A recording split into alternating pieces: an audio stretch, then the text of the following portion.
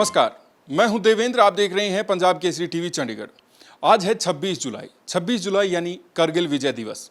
26 जुलाई 1999 को कारगिल की विजय हमारी सेना ने पाई थी। ये शौर्य का दिन है और आज 21 साल उस वक्त को हो चुका है जब हमने विजय पाई थी। तो हर बार जब शहीद का नाम लिया जाता है तो एक गौरव की अनुभूति होती है, एक जोश पैदा होता है कि कुछ और बेहतर हमें देश के लिए करना है। ऐसे ही एक शख्स अशोक चक्र विजेता संदीप सांकला की फैमिली से आज हम आपको रूबरू करवाएंगे। मंजू कंवर जी हैं, उनकी माता जी हैं और उनका परिवार है। उनसे बातचीत करते हैं किस तरीके से एक शहीद का परिवार रहता है और क्या कुछ उनके ऊपर बीतती है। तमाम चीज़ों पर बात करेंगे। मंजू कंवर जी, बहुत बहुत स्वागत है आपका पंजाब केसरी टीवी पर। धन्यवाद धन्यवाद। माता जी, मैं सबसे पहले आपसे जानना चाहूँगा, एक शहीद का परिवार या एक सैनिक का परिवार किस तरीके की मनोस्थिति होती है जब आप सेना में एक अपने बेटे को भेजते हैं? किस तरीके का अनुभूति रहती है? देखिए, देश की रक्षा करना, अगर देश अपना ठीक है, सुरक्षित है, तो सारे लोग सुरक्षित हैं। तो इसीलिए बच्चों को यही दिया है कि अपने देश की रक्षा करो, बॉर्डर पे जाके करो। अगर हैं तो बहुत सारे फील्ड यहाँ देश की, पर ये हर एक की अपनी अपनी कैपेबिलिटी होती है। वो शायद इस फौजी परिवार में था तो उसके पास ये वाली चीज़ काफ़ी थी कि मैं बॉर्डर पे जाके मैं अपने देश की रक्षा कर सकूँ। क्योंकि अगर हम पिछला इतिहास पढ़ें, जो हम लोगों ने खोया है वो इसीलिए कि हम अपने बॉर्डरों को हम प्रोटेक्ट नहीं कर पाए थे। तभी बाहर वाले आए और उन्होंने हमें लूटा खसोटा, जो भी कुछ हुआ इतिहास गवाह है। तो इसीलिए यही भावना थी। मैं एक हिस्ट्री की टीचर थी, बच्चों को यही पढ़ाती थी हमेशा कि हमारा देश इंडिपेंडेंट, सबसे बढ़िया चीज़ है आपकी आज़ादी। आप आज़ादी से रहते हो। जब किसी के गुलाम रहो तो कितना मुश्किल होता है जीना, दूसरों की चाल पे आपको चलना पड़ता है। तो ये सब बातें देखे, और आज़ादी तभी होगी अगर आप अपने बॉर्डर प्रोटेक्ट रखोगे, और बॉर्डर प्रोटेक्ट रखे जाएंगे अगर हम अपने वीर वहाँ पे भेजेंगे तो दुश्मनों के साथ हाथापाई कर सकते हैं। ये बात है। माता जी, 21 साल हो गए कारगिल विजय दिवस को। इतने लोग शहीद हुए थे, इतने सैनिक शहीद हुए। किस तरीके की अगर मन पे कहें, क्या बीतती है? हाँ, मुझे इतना ज़रूर होता है कि एक घर और सो गया मैं कहूँगी। क्योंकि वो ज़िंदगी में चहक, वो जीने का ढंग, वो सब चीज़ें नहीं रही हैं। मैं भी वो नहीं रही हूँ। आप जो मैं पहले थी, मुझे अभी तक याद है कि कभी जैसे माँ बेटा में, बेटा जवान था, अच्छा था, डायनेमिक बनाया था, तो मैंने उसे कभी कभी कहती थी कि तेरी माँ, जैसे औरतों को होता है ना कि बड़ी जल्दी रोने लग पड़ती हैं या कुछ होता है। मैंने कहा तेरी माँ इतनी कमज़ोर नहीं है जो रो पड़ेगी हैं। तो मुझे कहता था, उसने हंस के कहता आपको मैं रुलाऊंगा। पर मुझे ये नहीं पता था कि ये इस तरीके से जो भी है कि तुम अपने आप को इतना बहादुर। और वाकई ही ये बात हुई। जब उसका हुआ तो मैं रोई, मैं काफ़ी रोई। मैंने कहा तैने अपना वादा पूरा कर दिया। मैंने यही उससे कहा कि तैने अपना वादा पूरा कर दिया। 8 अगस्त 1991, करीब 29 साल होने को हैं। शुरुआत की बात करें, बहुत ताज़ा घाव होता है। उसके बाद का जो वक्त है वो किस तरीके से बीता? वो वक्त नहीं रहता, वो जीने का ढंग नहीं रहता। तुम दुनिया से एक तरह के वो हो जाते हो, किसके लिए हम कर रहे हैं। जब उसका वहाँ से सामान आया ना, उसका सामान मैं देख रही थी जो उसे बहुत प्यारा था, वो यूं ही डुल रहा, और मैंने ला के उसको रख दिया। जैसे धीरे धीरे उस सामान में कीड़े लगते गए, कपड़ों में जो भी कुछ है। मैंने कहा काहे के लिए हम लोग इतने पागल हुए रहते हैं, पता हमें लगता नहीं। और स्पेशली जब आप इस नौकरी में हो, एक होती आए, एक होती है गले लगाए। वो कह रहा था मेरे से, कहता something can happen to me any time, daily I am going for operation. उसकी लेटर में, उसने एक लेटर में लिखा था, वो लेटर में हमेशा मापा लिखा करता था, मम्मी पापा को छोटा बना के ना मापा लिखा करता था कि daily I am going for operation, something can happen to me. तो मैंने उसे कहा कि अब तो श्रीनगर आ गया है, अब ले नहीं है, अब तो थोड़ी शांति वाली, वहाँ एक्लेमेटाइज करने के लिए फ़ौज ने रखा था। और देखो ऊपर से आ गया, जहाँ पे गया है वो श्रीनगर में ही जगह थी। वो कहता था कि इन लोगों को किनारे करके जाऊंगा। और जब वो एम्बुश लगाने गया था तो मुझे उसके ऑफिसर्स ने बताया, मुझे कहते जिस घर के बाहर हमने एम्बुलेंस लगाया था ऊपर एक लेडी बैठी थी, उसने रोना शुरू कर दिया। तो हम लोगों को शक हुआ कि जो हमें खबर मिली है बिल्कुल ठीक मिली है, ये नीचे इसके अंदर टेररिस्ट हैं घर के अंदर, तो वो उनको सिग्नल भेज रही है। हम थोड़े ज़्यादा होशियार हो गए लगाने के लिए। उस दिन 8 अगस्त को क्या हुआ था आपको पता लगा हो? किस तरीके से जो शहादत हुई वो क्या वाक़या था? वो हम लोग चंडीगढ़ से आ रहे थे, चंडीगढ़ में मेरे बहनोई थे, वहाँ उनको मिलके हम वापस आ रहे थे। तो घर में मेरा छोटा बेटा था, कहता उसने हमें आते ही बताया कि एक आदमी यहाँ आया था, वो बड़ी देर से चक्कर लगा रहा था और आपका नाम पूछ रहा था, यहीं कहीं होगा। मैंने उन्हें बोला वो 5 बजे तक आ जाएंगे। तो मोटरसाइकिल पे हम दोनों आ रहे थे, तो मैं थोड़ी गिर गई थी, मुझे यहाँ चोट लग गई थी। तो उन्होंने 3 व्हीलर वाले को कहा कि तुम इसे लेके चलो, मैं पीछे आता हूँ, तो मुझे यहाँ चोट। तो वो जब हम घर के अंदर आए तो मैं तो बाथरूम में चली गई, यहाँ थोड़ा खून हुआ था वो धोने, और ये बैठ गए।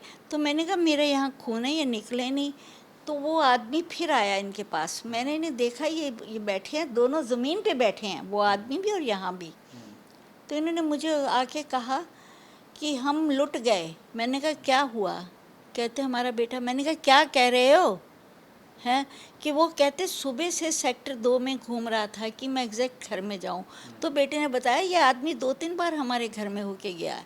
उसने बताया नहीं छोटे बेटे को कि मैं क्या खबर लेके आया हूं।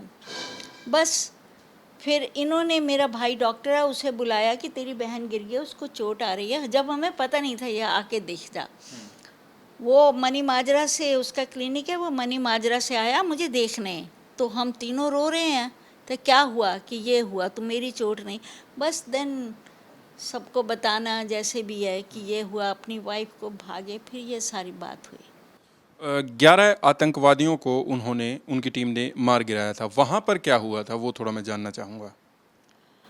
वहाँ पर बेटा वो लोग थे जो वहाँ पे उस वक्त, उन्होंने बताया था हमें, हैं कहते इसने गिरा, इसको गोली लगी है इसको, और ये गोली से गिरा है। तो मैं इसे उठा के ला रहा था, तो मैंने उस ऑफिसर से पूछा, कहता मैं उसे उठा के लाया हूँ। मैंने कहा उस ये बताओ उसने लास्ट वर्ड्स क्या कहे थे? कहता मैंने देखा, उसने यही कहा मामा, लास्ट वर्ड यही कहा मामा। ये था। लिटाया, फिर एमएच ले गया, एमएच में डिक्लेयर्ड डेड। और वो जो इन्होंने पकड़े सारे आतंकी मारे, जो भी कुछ किया था, उनको 3 टन में लोड किया, जो एमिनिशन था वो किया, वो इनका अपना फौज का काम। और कहते हैं जब ये 3 टन रुकी है कुक हाउस के पास, तो वहाँ से एक कुक निकला, उसको इतना गुस्सा आया कि हमारे साहब को मार दिया। उसके हाथ में कढ़ाई थी, उसने कढ़ाई से ही एक टेररिस्ट को मार दिया, उसे इतना गुस्सा आया। एक मैं आपसे जानना चाहूँगा, जैसे वेट करते थे उस वक्त, मोबाइल का ज़माना नहीं था, फ़ोन आते होंगे, आखिरी बार आपकी उनसे बात हुई होगी, क्या बातचीत हुई? हम मेरी टेलीफोन पे नहीं, बहुत कम बात होती थी, क्योंकि वहाँ पे फ़ौज में भी फ़ोन करना मुश्किल होता है ना, मोबाइल वगैरह था नहीं। ज़्यादातर चिट्ठियों से होती थी हमारी बात, चिट्ठियों से वो सिचुएशन बताता था। उसने एक बात ज़रूर कही, लिखी थी एक चिट्ठी में, today we have entered valley, हैं ज़्यादा क्लियर नहीं, Dal lake has become absolutely dull. Terrorism ज़्यादा होने के कारण ना, क्योंकि हम श्रीनगर में पोस्टिंग हमने काटी हुई है, तो कहता है डल लेक हैज़ बिकम डल, उसका ये था। अच्छा, वहाँ के हालात के बारे में वो आपसे बातचीत करते थे, अब क्या चल रहा है, या फिर संकोच करते थे कि घर वालों को? कैजुअल बताता था, जैसे डल लेक हैज़ बिकम डल, तो वो तो हम न्यूज़ में भी देखते हैं कि ज़्यादा हो रहा है, जैसे जो भी कुछ है।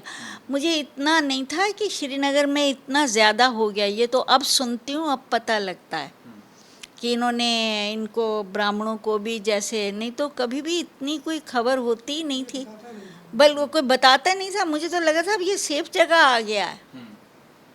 अब पहले जहाँ लेह वगैरह में था, वहाँ कहता -40 टेम्परेचर है, जम जाता है सब कुछ, ना खाने का बिल्कुल, बल्कि कमज़ोर हो गया हुआ था। अपनी वाइफ को लिखा कि मैं कमज़ोर, आई लॉस्ट कितने पाउंड से इतने पाउंड मेरा वेट कम हो गया है, क्योंकि खाने खूने को दिल नहीं करता था।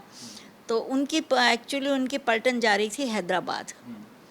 तो हैदराबाद जाने के लिए सारा सामान घर में बंधा हुआ था कि now they will be moving to Hyderabad, पीस में जाएंगे। अब तो मैं बिल्कुल निश्चिंत थी कि उसका क्रूशियल पीरियड निकल गया है, उसका मतलब क्रूशियल पीरियड निकल गया है। अच्छा, उसके बाद करगिल की लड़ाई हुई, उस वक्त भी बहुत लोग शहीद हुए।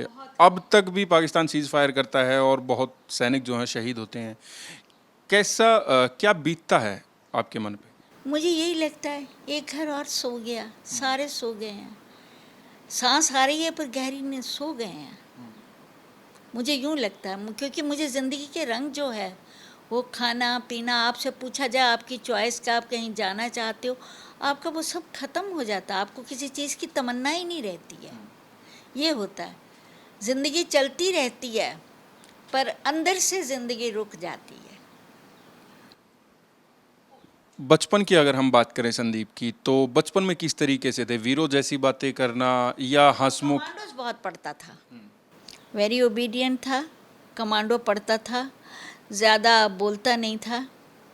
मतलब मेरे साथ कभी झगड़ा कर लेता था थोड़ा बहुत, थोड़ी मैं जैसे सिखाने के लिए कुछ उसे करती थी।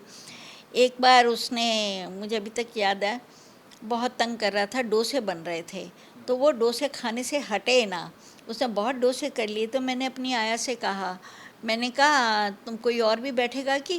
कहती है मेम साहब बाबा 8 डोसे खा गया है। तो मैंने ये, वो जब 8वीं में पढ़ता था, तो मेरे हाथ में वो था, झारना सा होता है ना, लेने आया तो मैंने झारना मारा, उसने यूं बदला और उसके यहाँ कट लग गया। ये आए ऑफिस से तो इन्होंने कहा ये क्या कि मारा, तो बाद में उसे स्टिचेस वगैरह लगाए। तो अब कहता था जब भी वर्दी बदलता हूँ, ये देखता हूँ ना, तो माँ तुम्हारा वो सीन याद आ जाता है।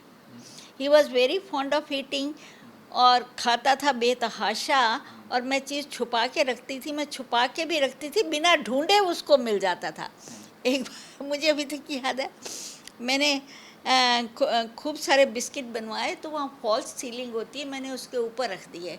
मैंने कहा एक ही दिन में ये सारे ख़त्म हो जाएगा। तो वो लंबा होने के यूं झूल रहा था, जैसे उसने हाथ लगाया तो वो जो उसके हाथ को लगा कि डिब्बा है, उसने ऊपर उठ के देखा, वो डिब्बा बिस्किटों का था। मैंने कहा जितना मर्जी छुपा लो, मेरे को मिल गया डिब्बा। मतलब बिना ढूंढे ही उसकी, शायद भगवान को पता था, मेरे को थोड़ा पता था ये होगा, उसको भी खुद पता नहीं था। वो मैं बताती हूँ उसको, इस तरह का था वो।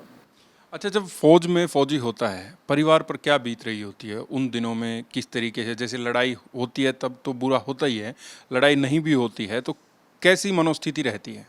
अच्छी रहती है, देश के लिए जी रहे हैं, कोई डर नहीं लगता, को पोस्टिंग है, चल रहे हैं। ये तो अभी थोड़ी जो ज़्यादा हो रही है, अदरवाइज़ कोई ऐसा नहीं होता, बड़ी पीसफुल लाइफ होती थी। सरकार की तरफ से कोई सम्मान आपको, किसी तरीके की मदद बाद में मिली? किस तरीके का रहा सरकार का रवैया? नहीं, सरकार का कोई रवैया नहीं रहा, मुझे ये कहना नहीं चाहिए, बल्कि न, या अब लगे हैं देखने, नहीं तो हमें तो कभी किसी ने पूछा भी नहीं। 29 साल हो गए। हाँ, अब लगे हैं थोड़े, कि एक तो इनके कानून कुछ ऐसे थे, जो भी उस वक्त बेनिफिट मिले होंगे, वो मतलब हमें कुछ, हमारे पास कुछ नहीं आया, आपके पास कोई भी बेनिफिट नहीं है? कोई बेनिफिट नहीं है। बल्कि जो मेरे घर का, जो मैंने डाला था बहू को, वो भी सारा मैंने दे दिया, ले जाओ तुम सुखी और खुशी रहो, बस ये है मेरे पास। कोई इस हिसाब से मैं तो कई बार मैं सोचती थी कि पता नहीं क्या गुनाह किया, जी भी गए, शक्ति भी गई, पैसा भी गया, सब कुछ गया, कुछ भी तो नहीं बचा। बस छोटा बेटा था, उसके लिए थोड़ी कि जो बचा है इसको संभालो। वो भी परिवार आके कहता था कि तुम उठोगी तो ये उठेंगे। मेरी भाभी कहती थी आप उठो मंजू जी, आपने अपने आप को गैराज में क्यों बंद कर लिया है, तुम उठो। तो ये दोनों बाप बेटा थे, छोटा बेटा और ये। परिवार में पहले से फौजी थे तो इसलिए वो जो है इंस्पायर हो पाए कि फौज में जाना है? हाँ, देखा लिविंग देखिए सब कुछ ठीक था, फौज में ऐसी कोई परेशानी नहीं थी। कौन कौन थे फौज में? इनका छोटा भाई फौज में है, इनका छोटा भाई, बाकी बेटा चला गया। अब बल्कि छोटे भाई का बेटा भी फौज में है। अभी आप क्या कहना चाहेंगे देश के युवाओं को, सरकार को? इस तरीके के हालात हैं, गुंडागर्दी बढ़ रही है, कहीं जो है नशाखोरी बढ़ रही है, क्या कहना चाहेंगे आप? एक फौजी फौज में होता है और शहीद हो जाता है, उसके बाद फिर देश में इस तरीके के हालात रहें, कैसा लगता है और क्या कहना चाहेंगे? मुझे लगता है हमारा जो जो यूथ है ये गुमराह हो रहा है। गुमराह इसलिए हो रहा है कि इसमें घर वाले भी उसे कुछ संभाल नहीं पा रहे और समाज का माहौल भी ऐसा हो रहा है और सरकार भी ऐसी मतलब कि नहीं इतनी सीरियसली ले रही, तो यूथ गुमराह हो रहा है। सबसे पहले यूथ को सिखाओ, अपनी एजुकेशनल पॉलिसी में चेंज लाओ, उनको सिखाओ कि आपने कैसे। अब जब मैं पढ़ाती थी तो मेरे से बल्कि पूछा एक ने, जब मैं इंटरव्यू देने गई हूँ तो कि आप बच्चों को क्या सिखाना चाहती हो। मैंने कहा अगर मैं बच्चों को एक चीज़ सिखा पाई ना, don't vote A wrong person, मैं सोचूंगी मैंने बहुत कुछ सिखा दिया है। ये भी चीज़ सिखा, और एक सदा सच बोलो, बस ये दो चीज़ें। वही बात हो रही है, रॉन्ग पर्सन को वोट देंगे, जो भी कुछ है। अभी आपको मैं छोटी सी बात बताती हूँ। एक दिन मैंने कहा कि अगर मैं पॉलिटिक्स में चली गई, मैं बन गई ना, तो मैं कहूँगी सारी किताबें सुखना में डाल दो, सारे बच्चे रोज़ मस्ती मारो। तो मुझे बच्चे पता 10वीं के लड़के क्या बोलते हैं, मैम हम वोट आपको देंगे। उनकी बात है कि हमें पढ़ना नहीं है। क्यों नहीं पढ़ना? Something is wrong somewhere. चलिए माता जी, बहुत बहुत शुक्रिया, आपने हमारे साथ बातचीत की और तमाम आपके अनुभव हमारे साथ साझा किए। Thank you. तो श्रीनगर में शहीद हुए संदीप शांकला, जो कि 8 अगस्त 1991 को शहीद हुए थे आतंकवादियों से मुठभेड़ में, उनकी माताजी मंजू कंवर हमारे साथ थी और उनका कहना है कि देश के युवा को, देश के यूथ को आगे बहुत सोच समझकर और अच्छे कार्य करने चाहिए ताकि जो शहीद हुए हैं उन लोगों को भी शांति मिल सके और उनके परिवारों को शांति मिल सके। आप देखते रहिए पंजाब केसरी टीवी चंडीगढ़। नमस्कार।